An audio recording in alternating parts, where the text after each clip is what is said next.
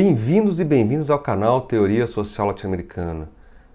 Hoje a gente segue com a playlist Ciências Sociais Latino-Americanas 1, com a discussão do livro 1492, O Encobrimento do Outro, o Mito da Modernidade, do filósofo argentino Henrique Dussel. Eu vou fazer hoje a conferência 4, A Conquista Espiritual, Encontro de Dois Mundos. Mas antes de seguir aqui, eu peço que quem não se inscreveu no canal, se inscreva, e quem está assistindo o vídeo, que curta esse vídeo para que ele alcance o maior número de pessoas. Bom, essa conferência 4, ela trata de duas figuras históricas essenciais, a conquista espiritual e o encontro de dois mundos. O Dussel entende a conquista espiritual como aquele domínio que os europeus exerceram sobre o imaginário do nativo, conquistado antes pela violência das armas. É um processo cheio de contradições, isso porque se prega o amor a uma religião, no caso o cristianismo, em meio a uma conquista irracional e violenta. A descoberta, a conquista, a colonização e todos os tipos de violência resultantes desses processos vão entrar em contradição direta com a conquista espiritual. Porque de um lado se prega o amor a essa religião e de outro lado se impõe, como eu acabei de dizer, uma série de violências. Então a modernidade se propõe de maneira ambígua e de difícil interpretação nessas figuras do novo mundo. Porque você tem o fundador do cristianismo, que é um crucificado, uma vítima inocente, que fundamenta a memória de uma comunidade de crentes, que estrutura a cristandade e a igreja, e de outro, a pessoa humana moderna com seus direitos universais. Porém, a modernidade, na Europa, ela vai ser constituída em nome desse crucificado e sobre os direitos universais através do sacrifício, primeiro dos índios, depois dos negros. Então, desde o início, os índios vêm negados a sua civilização, a sua cultura, o seu mundo, não têm direitos, são negados os seus deuses, tudo isso em nome de um deus estrangeiro. Então, os requerimentos, que são textos que eram lidos, um documento lido, eles eram exemplares dessa negação e dessa racionalidade moderna, que eu vou dizer mais à frente. Bom, a quinta figura, então, é a conquista espiritual.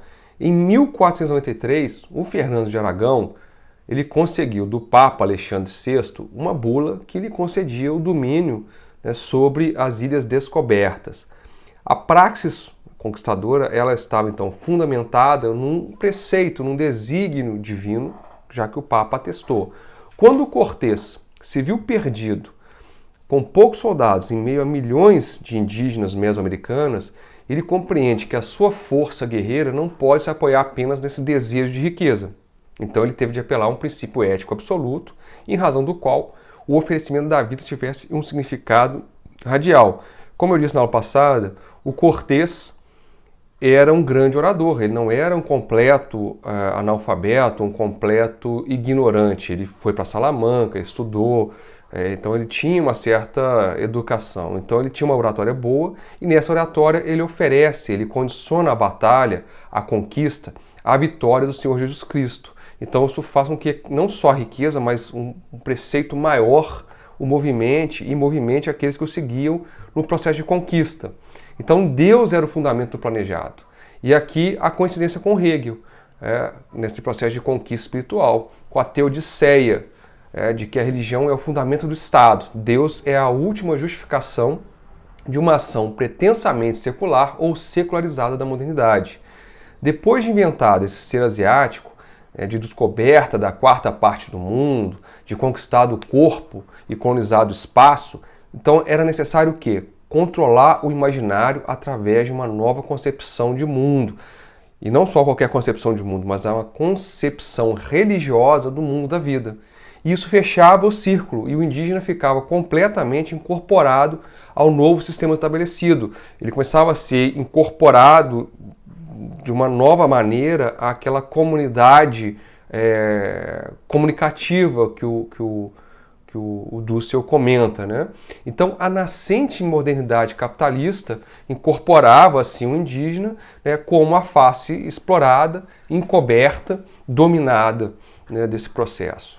Os conquistadores, então, eles liam um requerimento, que era um documento real, antes de começar qualquer batalha contra os indígenas. Nesse documento, no requerimento, eles exigiam a conversão ao cristianismo e o reconhecimento do poderio do rei da Espanha, e caso não se aceitasse os termos, estava justificada então a guerra justa contra aquele povoado diante do europeu. Claro que não se entendia nada do que se requeria e do seu ponto de vista, do seu mundo mítico, quando derrotados, aqueles indígenas viam que também os seus deuses sofriam uma derrota, porque se os exércitos do Azteca Montezuma ou do Inca Atahualpa estavam vencidos na terra, quer dizer que aqueles deuses que representavam, que eram incorporados nesses imperadores, também acabavam sendo vencidos. E o imaginário indígena, como costumava, como regia o próprio costume, ele deveria o quê? Incluir os deuses do vencedor. Então, acabava que se tinha um mundo politeísta muito vasto, não sei se esse termo seria o mais adequado, mas um mundo povoado por vários deuses, por várias entidades, que nenhuma se sobrepunha exatamente à outra de uma forma muito violenta. A questão é que o caso é que o europeu jamais considerou incorporar conscientemente os elementos dos vencidos. Todo o imaginário indígena ele era demoníaco e assim ele tinha que ser destruído. É claro que você tem o sincretismo, você tem outras formas de incorporação, porém, nunca foi algo assim democraticamente, não sei se também seria o melhor termo, mais adequado, mas nada foi muito consensual. O mundo imaginário, o mítico do outro, então, era sempre interpretado como negativo, pagão, satânico e perverso. E algo que muito característica dos indígenas, como eu disse, foi justamente, principalmente nos astecas, que era a tendência à integração, ou pelo menos uma tolerância com os deuses das tribos ou aqueles povos subjugados. Então, o que eu mencionei agora há pouco, os santuários astecas eles possuíam uma série de divindades que incluíam aquela dos povos subordinados. O catolicismo ele não permitia essa assimilação ou essa tolerância. Claro que isso vai acontecer de certa forma, como eu mencionei, mas basicamente você tem só um Deus, o Deus cristão. Você tem os santos, você tem outras possibilidades, mas Deus é um só. E todas as outras manifestações elas eram demonizadas, elas eram paganizadas e destruídas. E é muito interessante o relato do imperador Atahualpa, lá no Império Inca, que foi reproduzido pelo Garcilaso de la Vega, que era um mestiço, filho de uma índia, descendente de incas com um conquistador espanhol. Ele era aquele lutador para sair da ninguém-idade, então ele falava, ele escrevia no idioma castelhano, mas também não entendia os outros idiomas, em que ele vai fazendo essa reprodução do discurso, da resposta, da conversa do Atahualpa, sobre aquela percepção de que a evangelização durou muito mais do que os missionários imaginavam que fosse durar. O Atahualpa ele questiona a explicação do padre Valverde sobre a essência do cristianismo, sobre os 5 varões, sobre aqueles 5 homens poderosos que ele deveria estar aqui, abre aspas, o relato do Atahualpa, abre aspas, o primeiro é o Deus, 3 e 1, que são 4, a quem chamais Criador do Universo. Porventura, é o mesmo que nós chamamos Patikmak e Viracocha? O segundo é o que diz que é pai de todos os outros homens, em que todos eles amontoaram seus pecados. Ao terceiro chamar Jesus Cristo, só ele que não colocou seus pecados naquele primeiro homem, mas que foi morto. Ao quarto dás o nome de Papa. O quinto é Carlos, a quem, sem levar os outros em conta, chamais poderosíssimo e monarca do universo e supremo de todos. Então Atahualpa questiona esses poderes confusos. Mas, se este Carlos é príncipe e senhor de todo mundo, que necessidade tinha que o Papa lhe fizesse novas concessões e doação para me fazer guerra e usurpar esses reinos? E se o tinha, logo o Papa é maior senhor, e não ele, e mais poderoso príncipe de todo mundo? Também me admiro que digais que estou obrigado a pagar tributo a Carlos e não aos outros, porque não dais nenhuma razão para o tributo, nem eu me acho obrigado a dá-lo de maneira alguma. Então, fecha aspas, a gente vê que existe uma razão argumentativa do Inca, os conquistadores estavam confusos, e o padre também, e em vez de tentar argumentar melhor e chegar a um consenso, simplesmente eles usaram a irracionalidade, simplesmente atacaram e roubaram tudo que puderam dos índios. Então a conquista espiritual, no melhor dos casos, ela atribuía aos índios características rudes, infantis, imaturas, que eram depositárias da paciência evangelizadora. Eles eram, em suma, bárbaros. Os chineses, os japoneses e os habitantes de outras províncias da Índia Orientais, eles eram bárbaros, mas eles tinham que ser tratados de uma maneira distinta, eles eram uma cultura um tanto mais elevada. Os astecas, os maias e os incas, eles eram bárbaros, mas num segundo grau, né? Eles eram em grau inferior aos orientais porque não chegaram ao uso da escrita e nem ao conhecimento dos filósofos. As outras etnias não urbanas, que eu já mencionei em outras conferências aqui do Dussel, dessas Índias ocidentais, são um terceiro grau de bárbaro, aquele mais baixo, que mal são homens pela metade, têm de ser instruídos como crianças, contidos pela força e mesmo contra sua vontade. Então tem que se forçar esses sujeitos a entrar no reino dos céus. Então a conversão, o reconhecimento de Cristo traria essas crianças ao mundo dos homens, ou pelo menos elas se tornariam mais próximas aos homens. Então essa é a trajetória da figura histórica da conquista espiritual. Bom, a sexta, né, figura histórica é o encontro de dois mundos, é um eufemismo, né, um encontro de duas culturas. Essa é uma visão da classe dominante latino-americana principalmente, né, que visa construir um ideário de nação harmonioso, de unidade entre culturas e povos, entre o europeu, o índio e o negro. O Dussel diz que é um eufemismo porque a figura do encontro ela vai ocultar a violência e a destruição do mundo do outro e da outra cultura. Então foi um choque devastador, genocida, absolutamente destruidor do mundo indígena. A própria categoria de índio, o indígena, já é uma destruição desde que ela surge. O outro se torna algo genérico, algo já conhecido, algo em si mesmo. E como eu disse no vídeo sobre o Guillermo Bonfil Battaglia, que é uma categoria colonial, eu vou deixar o card, quem quiser assistir o vídeo, ajuda a entender um pouco essa discussão nossa aqui. Que houve sincretismo, hibridismo, misticismo, essa mestiçagem ninguém nega. Não surgiu na América Latina uma aliança ou um processo cultural de síntese planejada, mas que em toda a sua violência contra esses povos originários, da escravidão, a gente pode afirmar de maneira libertadora que existiu a figura do mestiço, que é positiva, que sai da ninguém-dade, e que também foi construída uma nova cultura latino-americana. Como eu cansei de dizer aqui, em outros autores isso aparece também, no José Martí, no Hostos, no Darcy Ribeiro, no Pedro Henrique Ureña, nós somos um povo novo. Então, como definir algo como encontro, que vai sugerir intercâmbio, uma relação entre comunidades argumentativas, algo que simplesmente buscou apagar tudo aquilo que definia a alteridade.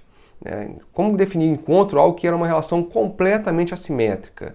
Nenhum encontro ele pode ser realizado com total desprezo pelos ritos, pelos mitos, pelas crenças indígenas, pelo ritmo de trabalho próprio, pelas relações comunitárias e pela língua indígena. Você vê, é uma destruição completa, até a forma de trabalhar ela é alterada.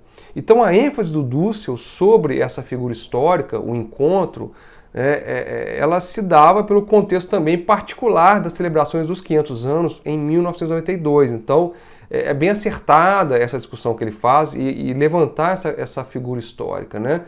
Ele vai citar crítica e honestamente o colombiano Germán Arciegas, que eu acho muito bom, né? No livro dele, Com la América Nace la Nueva História. Então, abre aspas aqui. A América é o único continente do qual sabemos a data precisa do começo. É o único formado por participação universal.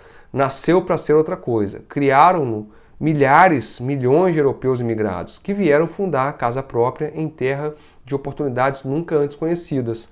Eles uniram seu esforço criador ao dos índios iludidos com a República e aos africanos que vieram conquistar aqui a sua emancipação, a que não tinham encontrado em suas terras de origem, submissos aos de seu próprio sangue, fecha aspas. Essa visão tem seus limites. O Germán Arciegas é um autor pouco conhecido no Brasil. Ele, depois do Gabriel Garcia Marques, é um dos autores colombianos mais publicados e mais lidos no mundo. Ele faz parte dessa construção do que a gente chama de realismo fantástico, porém não está ileso a críticas e a limites da época e da forma como ele escrevia. Em primeiro lugar, Ele diz aqui que 1492 é o começo da América Latina. O que ele faz aqui? Que aqueles povos indígenas, com toda a sua maravilhosa cultura e sua obra, acabaram não tendo significado histórico.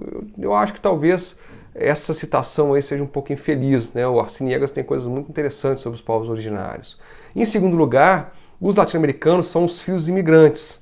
Então, outra vez, ele tira os povos originários da cena. Em terceiro lugar, são reunidos aos indígenas emancipados, como se antes não tivesse acontecido nada. Os seus índios, de repente, virassem republicanos no século XIX, o que não é verdadeiramente o ocorrido, né?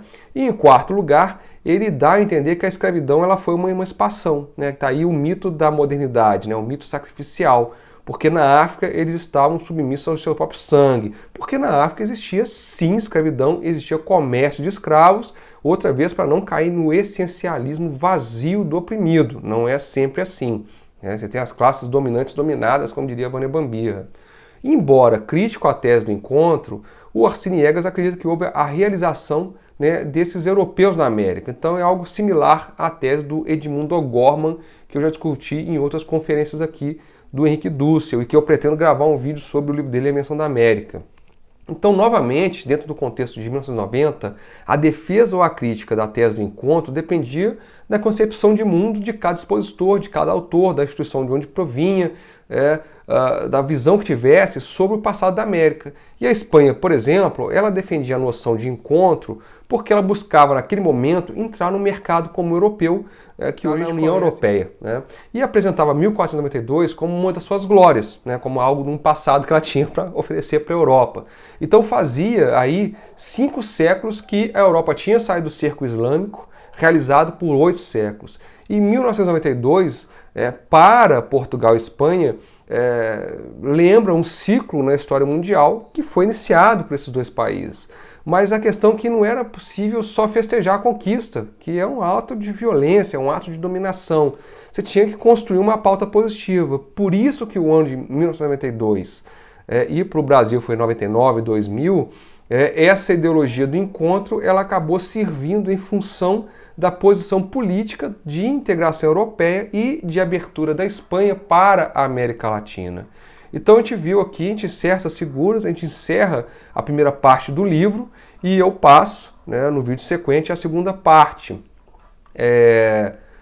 Para quem assistiu até aqui, de novo, eu peço que curta o vídeo, quem não se inscreveu, que se inscreva no canal, porque assim me incentiva a produzir novos vídeos, me incentiva a continuar esse trabalho e também ajuda a fazer com que esse vídeo chegue, né, a um público cada vez mais amplo. Como eu sempre termino, a América Latina existe, a América Latina insiste. Encerro por aqui, um abraço e até lá!